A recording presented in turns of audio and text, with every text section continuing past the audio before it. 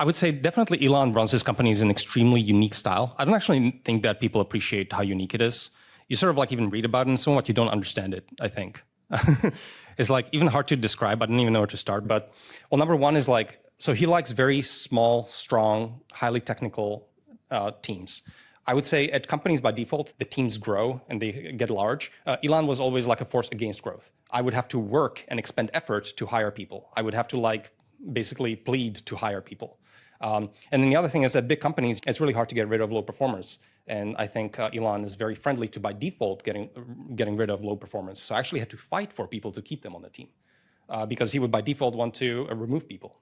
So keep a small, strong, highly technical team. No middle management that is kind of like non-technical for sure.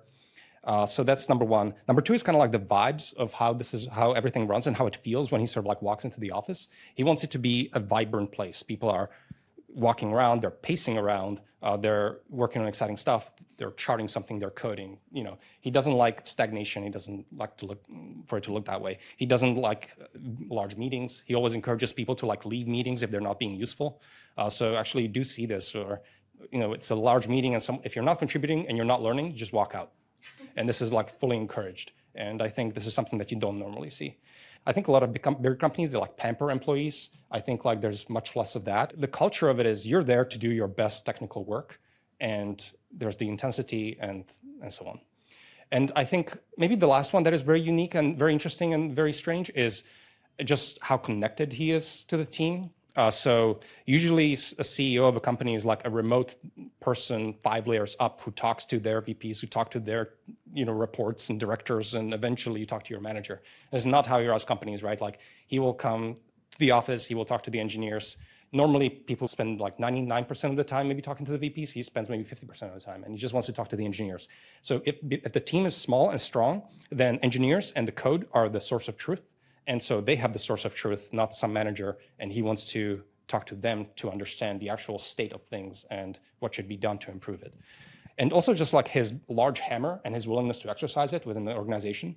So maybe if he talks to the engineers and they bring up that, what's blocking you? Okay, I don't have enough GPUs to run my thing. And he's like, oh, okay. And if he hears that twice, he's going to be like, okay, this is a problem. So like, what is our timeline? And when you don't have satisfying answers, he's like, okay, I want to talk to the person in charge of the GPU cluster. And like someone dials the phone and he's just like, okay, double the cluster right now. Like, let's have a meeting tomorrow. From now on, send me daily updates until the cluster is twice the size.